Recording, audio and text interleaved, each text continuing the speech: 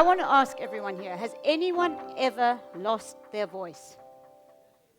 The ability to speak. Doctors say it's bronchitis or something. I beg to differ, exactly. They lie. Oh, well, doctors don't lie. Oh, gosh, okay. I want to share with you an amazing story that actually transformed my life. I lost my voice. I've never done it before, believe it or not. In fact, my children always say, "Ma, do it again."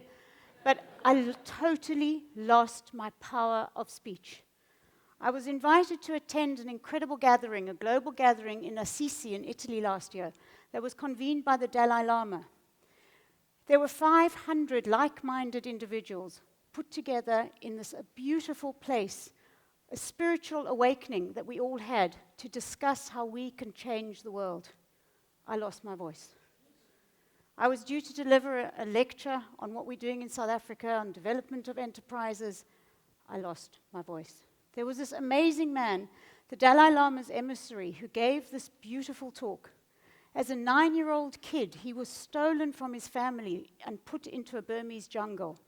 He was trained to be a killer. He killed, maimed, destroyed, raped so many women and children and men that he had no more notches on his belt. After 20 years of doing this kind of behavior, he literally dropped his weapons, walked into the jungle for 2 years. He continued to walk for another 5 years, living only on the grass, on the water that dropped from a cave, not killing, harming, or maiming a single element of this planet. He said if a seed fell, he ate it. He would not pick anything. He felt he needed to find forgiveness in his soul for everything he did. I was so moved by this man's speech, I went up to him and I said, well, I couldn't speak. I spoke on my iPad to his translator, who spoke 27 languages, by the way. And I said to her, please tell him I've never been so moved in my life. And he said to me, put his hand out. May I touch you, Bongani? He went like this, and he said, tell this mother to stop speaking. Tell this mother to find love and forgiveness in her heart, and her voice will come back. Thank you, sir. You may sit down. Of course, I burst into tears, being the emotional wreck that I am. And I went back to my room. I was staying in a monastery with one bed, cold water, and that in itself was a wake-up experience. Big cross on the wall. Here's this nice Jewish girl in this Catholic environment with a big cross on my wall. But it worked. I had nothing to distract me. I sat down and I wrote a letter. I wrote a letter for 16 pages to my daughter. I forgave her, but before I could forgive her, I had to forgive myself. I had to forgive myself as a mother for having aspirations for my own child. We all do. I felt I knew what was best for my child. I wanted her to succeed. I wanted her to be the best individual that she could ever be. I wanted her to shine. I wanted her to rise. I wanted her to be educated and come back to this country and make a difference.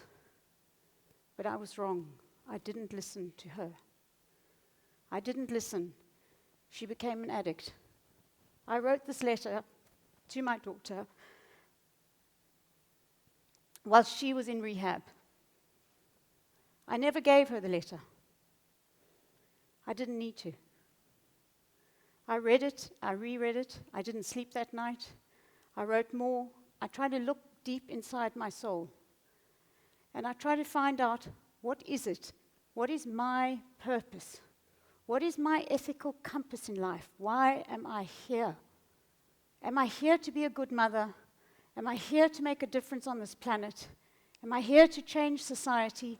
Why am I here? This man, this amazing man, who just by touching my throat had touched deep into my soul. He had changed my entire focus. He changed my perception of life, of the universe, of society, and most importantly, of being a parent. He taught me how to love. He taught me to what that word, unconditional love, really meant. He taught me to appreciate the value of that child, that person that you have created, not in your eyes, not what you want that person to be, but taught me to let that person shine as an individual in their own right. The day I walked out of that room, I spoke. I had a cup of hot tea with loads of honey in it. I stood up there and I thought, oh my God, I'm not going to be able to do this. And I gave one of the best speeches of my life. Sorry, I'm not being like that, but because it came from deep inside. And I'd learnt, and I found my voice. I lost it again pretty soon after that because I spoke too much. But it just was such an incredible experience. I came home. The first thing I did was invite my daughter home. I said to her, show me your tattoos. She said, what? And there she's always totally covered up and everything. Show me them. I want to see. I want to see everything. You don't have to strip, but show me them. My God. I don't know what I did to deserve it. But I couldn't think like that anymore because I'd had this spiritual upliftment. I thought I had to leave that pain behind me. I said to her, it's your choice. It's your canvas. It's the way you want to present yourself to the world. I accept it. I forgive you for upsetting me. I forgive myself for what I've done to you, and I'm sorry. I ask your forgiveness for hurting you in the way that I did as a mother by not accepting you for what you are. Our relationship is transformed. She's phenomenal. She's been clean for 18 months. And every day we work at our future together. I just appeal to you all. There's a reason in life for everything. There's a reason that we lose our voice. It's getting at your core of your very being. That experience, I came back and allowed me to stand up and look at issues differently. Look at society. Look at the way we as a company behave ethically, our procurement, what we do, what we're standing up for the rights of customers, for the rights of society, for the rights of farm animals. Finding a voice and doing the right thing. I'm inspired every single day, firstly by my children, their incredible achievements.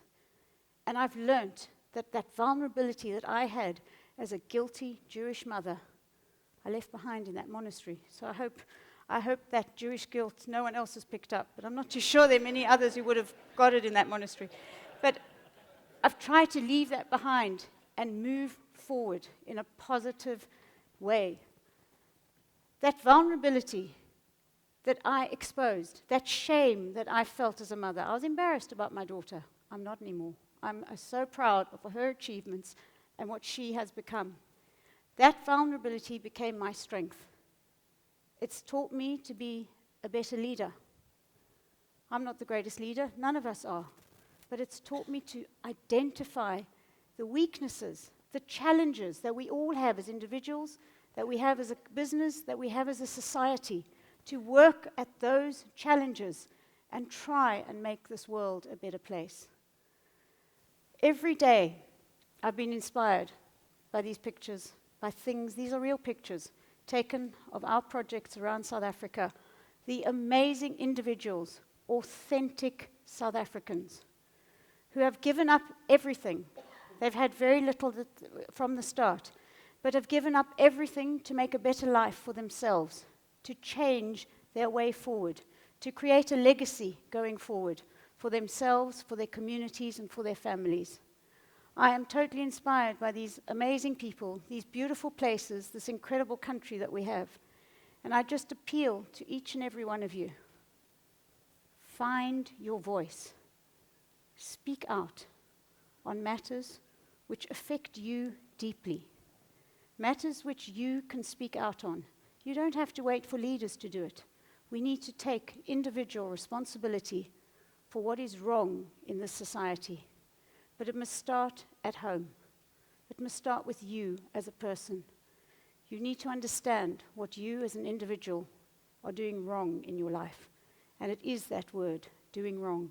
You cannot judge anybody else before you've looked deep inside your soul and realized that the only way we can go forward is by changing the way we currently do things. So I just want to end, in conclusion, by saying, in my opinion, I suppose I have to say it in my opinion because that's what it is, we need to find that courage to be authentic. Courage to be authentic parents. Courage to be authentic friends. Courage to be authentic partners, leaders, members of society, and the courage to lead with a purpose. Thank you very much.